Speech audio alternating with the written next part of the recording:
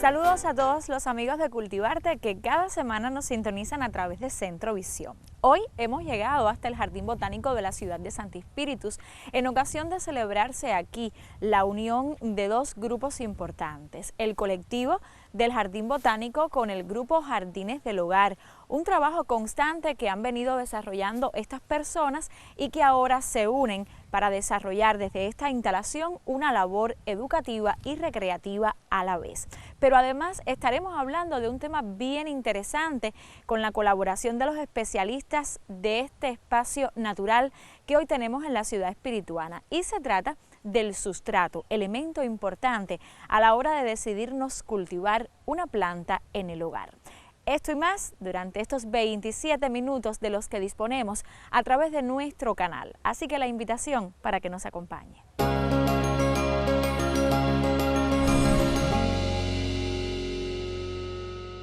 Dependiendo de las necesidades de cultivo de cada planta, así como de las condiciones climáticas que haya en cada lugar, se precisará de un sustrato u otro. Este tendrá que ayudar a las raíces para que puedan desarrollarse correctamente y como consecuencia también hará que el crecimiento de la planta sea el óptimo. Hoy en día el jardinero puede disponer de muchos materiales de cultivo y por este motivo es muy frecuente que el jardinero neófito, incluso aquellos que ya llevan muchos años en este fascinante mundo de la jardinería, les surjan algunas dudas sobre cuál sustrato deben proporcionarle a sus plantas. Para todos ellos, las características de los sustratos dependen de múltiples factores, pero de manera general, para favorecer el crecimiento y el desarrollo de las plantas, sin importar su origen, deberán poseer lo siguiente: estéril o fácil de esterilizar, económico y disponible localmente, aceptable pH y una moderada capacidad tampón, baja salinidad, baja densidad aparente, una buena retención de humedad y fácilmente disponible, adecuada permeabilidad, capilaridad, estable y durable, buena aireación y también drenaje. Otros criterios para la selección de un sustrato es considerar la relación beneficio-costo del mismo, la disponibilidad en la zona, la facilidad de manejo, la compatibilidad para la realización de mezclas, cultivo a establecer, el clima muy importante, dimensiones de los contenedores, el programa Fertirriego, entre muchos otros.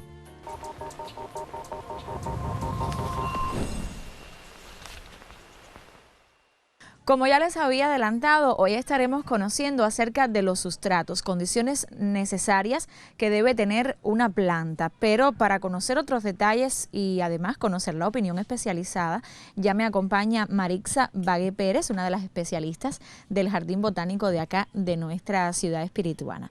Bienvenida a Cultivarte y es un placer recibirla. Buenos días, compañera, ¿cómo está usted? Muy bien, y encantada hoy de conocerla a usted e incluso de aprender a través de sus conocimientos acerca de los sustratos, un tema del que hemos hablado cada vez que hacemos referencia a la siembra de una planta, pero quizás las personas no conozcan qué es exactamente el sustrato cuando hablamos de las plantas. El sustrato, en términos de jardinería, no es más que el soporte donde se localiza un organismo vivo, porque bueno, en este caso voy a enseñarte, mira, el sustrato de esta orquídea, por ejemplo, es este tronco, que es una planta epífita.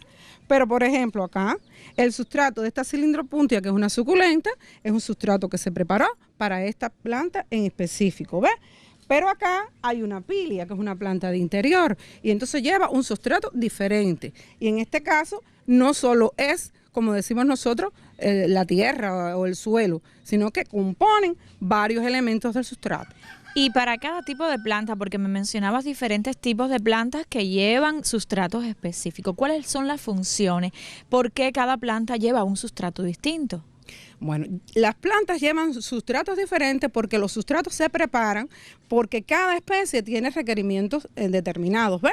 Hay plantas que necesitan tener más drenaje, entonces para eso tenemos que utilizar dentro de los elementos del sustrato los elementos que proporcionan drenaje en la planta, pero hay otras que necesitan, por ejemplo, tener una textura suelta.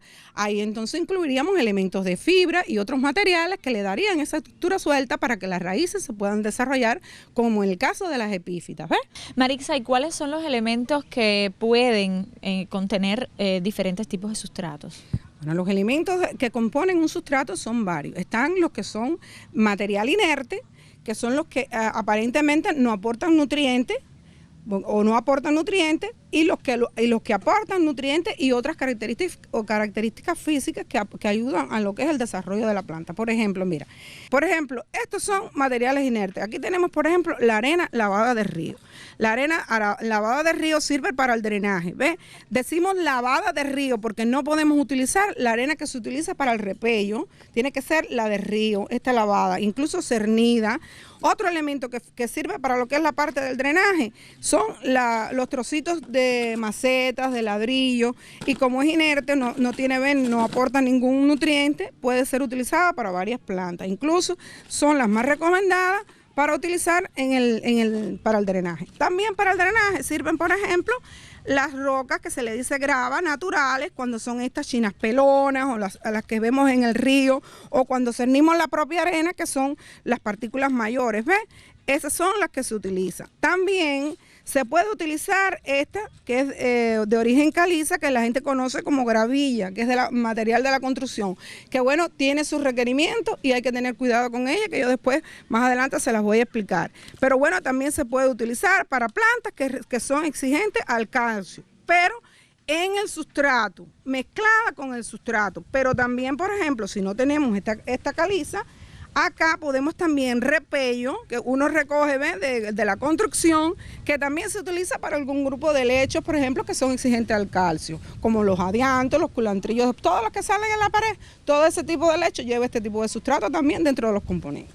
Acá tenemos las cenizas, por ejemplo, es otro tipo. ¿Qué función tiene la ceniza, Marixa? Ya que la ceniza, por ejemplo, aportaría nutrientes a la planta.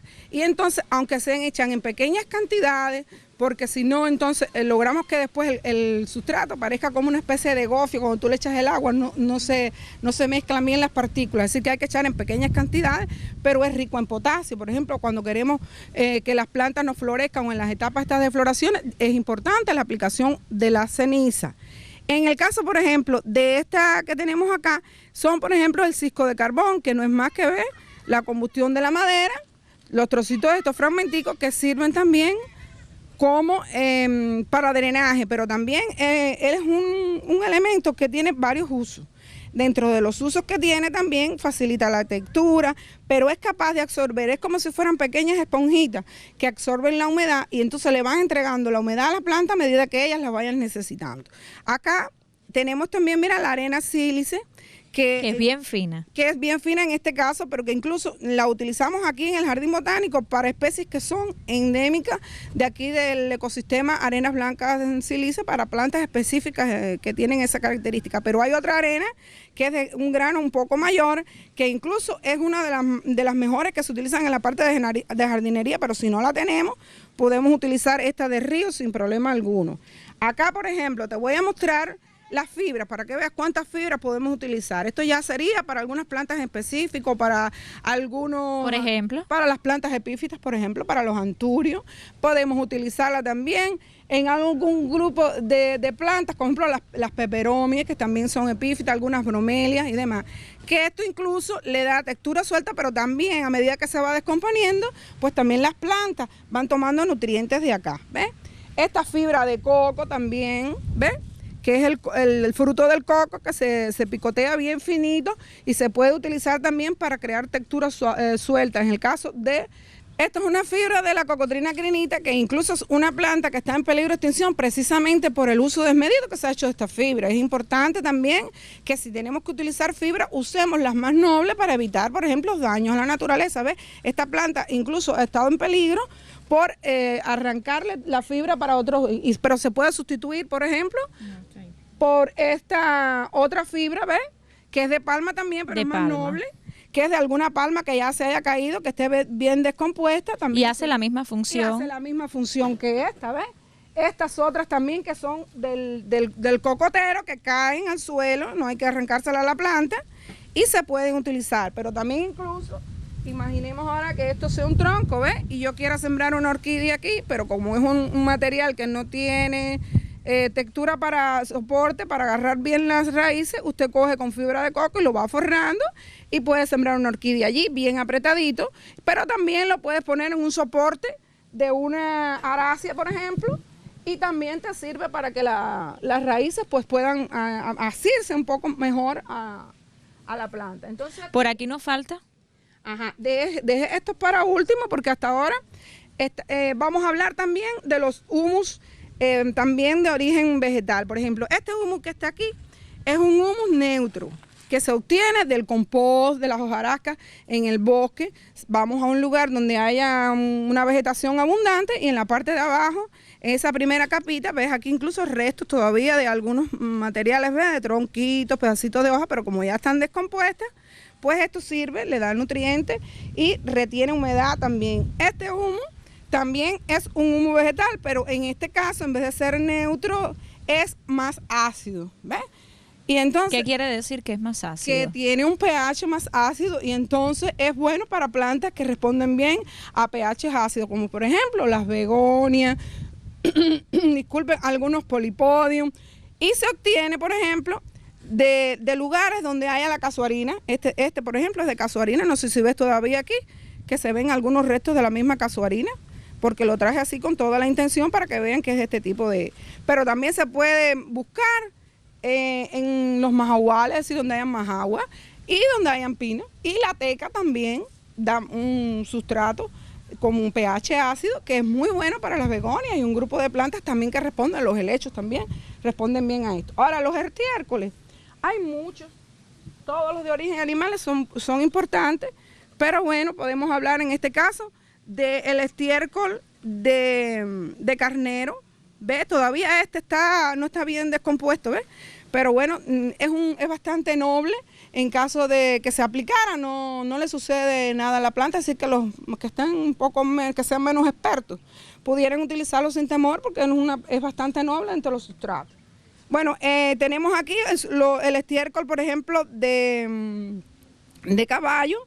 Y también hay también el estiércol del ganado. La gallinaza es buena, pero hay que tener cuidado porque como las gallinas excretan y hacen en la orina en la misma excreta, es muy fuerte a veces, entonces hay que mezclarlo o manejarlo con cierto cuidado porque es fuerte, pero también es uno de los más ricos en nitrógeno. Y entonces, en este caso aquí, yo traje este cuernito para que ustedes lo vieran, que bueno, había que prepararlo. Esto se raya. Y también es un sustrato de lenta descomposición. Y se utiliza mucho en los sustratos, por ejemplo, para los cactus, porque a largo plazo, él después le va a ir entregando, cuando ya ese sustrato se haya ido lavando con el tiempo, pues entonces le va a entregar los nutrientes. Hay muchos sustratos más, está también las zeolitas, dentro de las fibras está también los helechos arborescentes, podemos utilizar residuos en las casas, por ejemplo, la borra de café, el desecho a veces de la paja de arroz que se utiliza en muchos los organopónicos, que hay también incluso la opción de la serrín, es decir, que hay muchas cosas que podemos utilizar. Lo que sí tenemos es que tener cuidado y conocer después qué elementos que tenemos podemos utilizar en cada caso y en las proporciones en que los tenemos que usar, porque eso sí es importante, porque cada cosa tiene su medida, que en el caso de los sustratos se utiliza el término parte, es decir, usted utiliza una parte y esa parte puede ser de esta cantinita, puede ser una latica, pero puede ser un vagón y puede ser un camión, pero esa es la parte. Ahora, esa parte usted dice una parte de arena, 2 de materia orgánica y así vas componiendo los diferentes sustratos según lo que vayamos a preparar. Qué bueno. Y no todo tipo de planta lleva todo el sustrato que hemos visto aquí. Muy buena aclaración que acaba de hacer usted. Eso es muy importante. Y otra cosa, cuando ustedes lo vean así, no piensen que no los mezclamos. El sustrato, una vez que se vaya preparando, después un día o en otro momento podemos prepararle un sustrato para que vean, hay que mezclarlo bien. porque no es echar una capita de uno y echar una capita de la otra, no, es mezclar todo eso y entonces ponerlo en la maceta. Bueno, ese es un paso muy importante y que de seguro los televidentes quieren conocer, sobre todo los amantes de las plantas y aquellos que junto a nuestro programa aprenden cómo lograr un cultivo en casa para adornar la casa o sencillamente porque tienen algún gusto particular por esa planta. Así que por supuesto que vamos a mostrar cómo lograr un sustrato porque lo va a ejemplificar Marixa más adelante aquí en Cultivarte.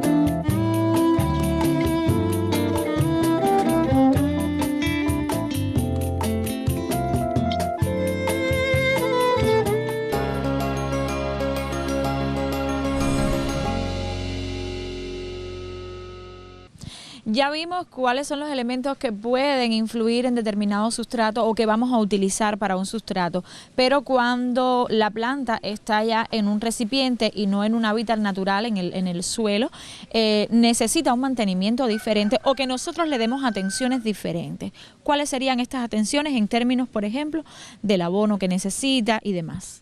Bueno, mira. Como tú ves bien, esta planta tiene un sustrato adecuado, ¿ves? Para lo que fue preparado con antelación ya. Pero a medida que va pasando el tiempo, ella va absorbiendo a través de las raíces todos los nutrientes, todos los minerales y todas las sustancias que son asimilables por ella. Y también a medida que vamos regando, ellas se van lixiviando, se van perdiendo a través de esas aguas. Por lo tanto, ya cada cierto tiempo nosotros debemos abonar las plantas. Una forma de hacerlo, por ejemplo, en este caso, como ella es una planta que necesita calcio en abundancia, porque es una planta de los adiantos y los helechos que te había hablado hace un rato, necesitan su poquito de calcio, pues nosotros vamos a acordar este repello y ya imaginemos que esta planta ya lleva cierto tiempo y que su sustrato ya esté lavado, ¿ves? Y se le puede incorporar algo de este sustrato, pero bueno, lo ideal es habérselo puesto dentro del sustrato, pero le vamos a aplicar un poquito. Y ven que estoy usando esto, pero también puedo usar algo de gravilla. Digo algo de gravilla porque con la gravilla hay que tener cuidado. Esto es importante. Si lo mencionabas al principio, que ibas a explicarnos el porqué. Que esto puede crear costras y después sería más difícil incluso la absorción. Por eso cuando se le aplica gravilla, tiene que ser incorporada dentro del sustrato. Pero aparte de eso, desde el punto de vista estético, no son piedras atractivas. Esto no da la sensación de cantera, ¿ves?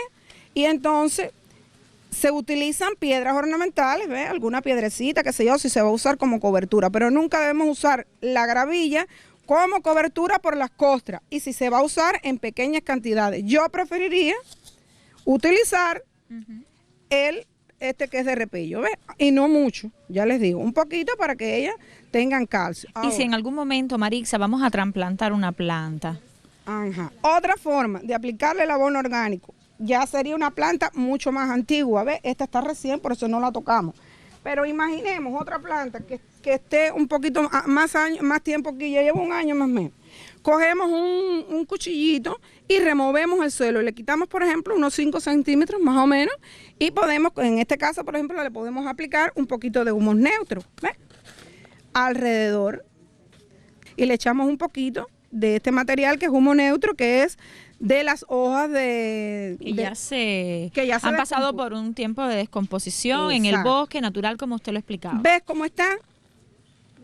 Que es oscuro. En el caso de los estiércoles también se puede hacer igual, pero tenemos que estar seguros de que el estiércol está bien descompuesto, porque... Entonces, a ver, ¿cuál es el requisito? ¿Cómo podemos ver si el estiércol está listo para utilizar? Muy bien, cuando tú mires el estiércol y no sepas qué estás tocando, que parece tierra, como dice uno vulgarmente, que ya tú ves que él tiene un color bien oscuro. Seco. No es que este prácticamente no está húmedo, porque ellos deben tener cierta humedad, ¿ves? Este ya lleva mucho tiempo aquí recogido y entonces se ha puesto así un poquito seco. Pero ¿y esa humedad no se la podemos dar nosotros? Sí, lo puedes humedecer, en este caso no está humedecido, ¿ves? Porque lo traíamos para que ellos lo vieran y supieran que era de este tipo de animal, ¿ves? Pero no debe estar así, pero aún así, si estuviera así, no tenemos otra opción, lo podemos mezclar con el suelo y así no cometemos quizás el error de quemar la planta, porque ellos cuando en el proceso de descomposición cogen una temperatura altísima y puede quemar la planta.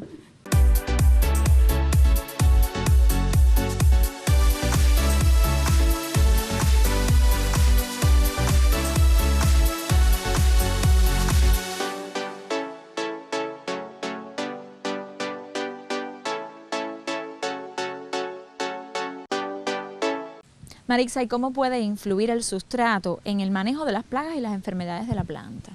Una pregunta muy interesante, porque mira, cuando una planta está bien nutrida y tú le das todas las condiciones que ella necesita, es raro que se te enferme. Por eso a veces vemos, que no hace mucho vi un programa de Alicia, ustedes vieron cómo tiene Alicia las plantas en el jardín, qué bonita. Es que Alicia ha logrado con su sustrato ver que sus plantas están todas sin plagas y sin enfermedades. No quiere decir que esto no suceda, ellas están expuestas al ataque de plagas y enfermedades, pero siempre una planta que esté nutrida y que tenga todas las condiciones más cercanas al medio donde ellas se desarrollan, va a ser una forma preventiva de que vengan al ataque de un grupo de plagas y de enfermedades. ¿Ves? Por ejemplo, esta misma que está aquí, ¿ves? Si yo le tengo todas esas condiciones creadas, ellas no tienen, mira qué rozagante está esa planta, no tiene plaga. Es una lástima que no hubiéramos traído una planta que estuviera con plaga para que ustedes vieran las diferencias en cuanto al sustrato. Pero existen también opciones dentro del sustrato que nos ayudan a estas plantas, por ejemplo, no le caigan hongos de suelo en el caso de los hongos de suelo. Por ejemplo, las begonias, esta que está aquí. La trajimos incluso a propósito. Ustedes ven que allí no tiene nada de cobertura en el suelo, ¿ves? En el suelo hay microorganismos que se desarrollan y también hay microorganismos que son patógenos. Si nosotros cogemos, por ejemplo, rocas de río, de estas que le dicen chinas pelonas, cantos rodados o cualquier tipo de roca, y a estas begonias le colocamos en toda la parte del suelo, aquí, y las cubrimos. Cuando nosotros reguemos, las hojas no van a estar en contacto directo con el suelo, porque estas hojas, al rozar nada más con el suelo, los hongos pueden atacar las hojas, porque ellas son especies muy delicadas y los hongos del suelo le afectan. Y lo mismo ocurre con un grupo de plantas de interiores, como por ejemplo las violetas, que tú también las conoces, y otras plantas. Entonces, todas estas cosas que nosotros podemos hacer, fíjense que todo viene ya por el sustrato y lo que utilicemos del sustrato. Lógico, son cosas que se van conociendo con el tiempo, pero que no es tan difícil de ir aprendiendo. Y que yo pienso que a medida que todos estos programas que ustedes están haciendo por la televisión, que están tan buenos, que van orientando a la población, pues puedan también ayudar a que cada cual ya vaya conociendo otros elementos que quizás no sepan, porque experiencias hay muchas Y lo más importante en las enfermedades es prevenirla. Por ejemplo, jamás debemos adquirir una planta que esté enferma o que dudemos que tenga un síntoma extraño, por ejemplo, quemaduras en las hojas, marchitamiento, por ejemplo, que uno vea, por ejemplo, que haya pudriciones.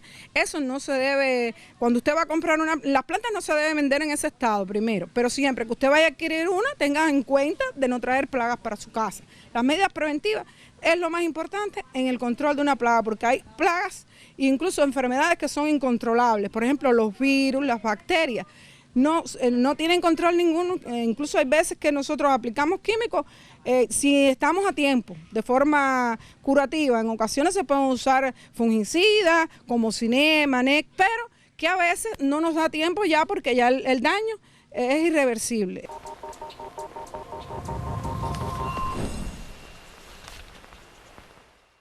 El suelo es el medio más utilizado para la producción de los cultivos.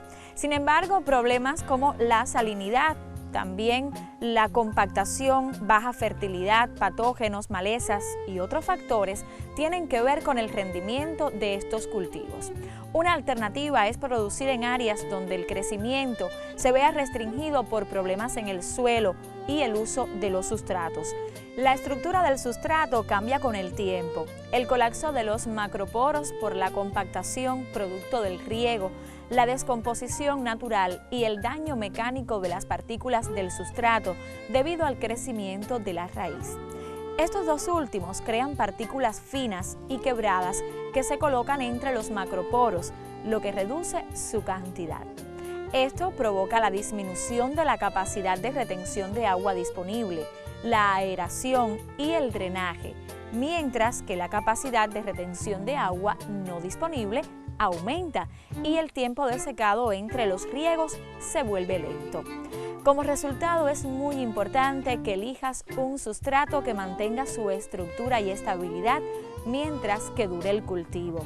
El empleo de sustratos de cultivo ha sido una de las claves del desarrollo exponencial de la horticultura mundial y también de la producción de plantas ornamentales.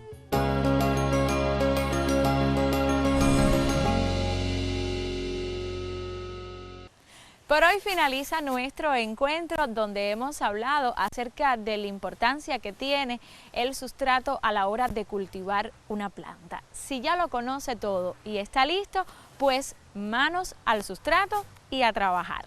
Nosotros nos despedimos con la invitación de siempre. La próxima semana, el martes a las 6:30, a través de Centrovisión, volveremos a encontrarnos. Hasta entonces.